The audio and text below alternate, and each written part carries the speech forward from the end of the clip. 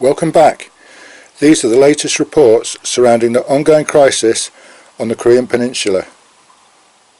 North Korea has promised to increase its efforts with its nuclear program after lashing out at US-led sanctions, calling them utterly vicious and barbaric. The sanctions by the UN Security Council have blacklisted individuals, firms and communist government agencies in an effort to force Kim Jong-un's regime to abandon its current activities, mainly its rapid research and development of nuclear and ballistic missiles. Unfortunately, sanctions seem to have little effect. In fact, if anything, they seem to have the opposite effect. Many experts who continuously monitor the situation in North Korea, analysing satellite photos and so on, believe that a sixth nuclear test is imminent. One of the main test sites that previously conducted these tests has seen a considerable amount of activity lately, and in the opinion of many it is just a matter of time.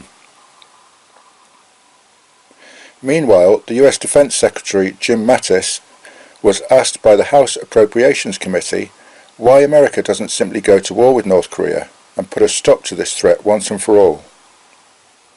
Stating that the US would win, he also continued that it would come at great cost.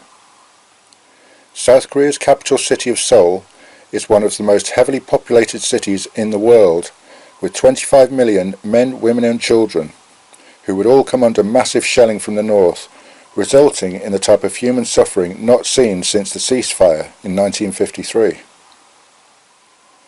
Quoting him directly, he said it would be a catastrophic war, especially for innocent people in some of our allied countries, to include Japan most likely.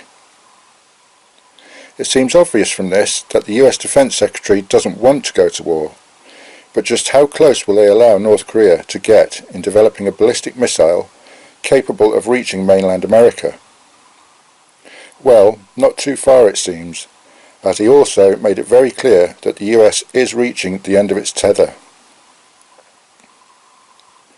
After exhausting all diplomatic channels, they may be left with little option but to act militarily. In other related news, China appears to be less than keen to become involved in increased sanctions against North Korea. Although they have condemned the North's ongoing tests, they seem unlikely to be willing to risk the country's economic collapse, as this could lead to an unstable country, which could either end up with South Korea and its allies moving into the north, or cause the North Korean regime to launch an attack in a last dying show of defiance. Neither of these are good outcomes for China.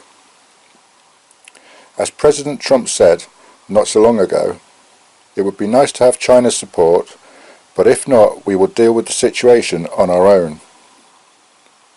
As the merry-go-round continues, with missile tests provoking sanctions, and sanctions provoking missile tests, everyone is waiting to see what will happen next. Another missile test or even a nuclear test by North Korea seems extremely likely.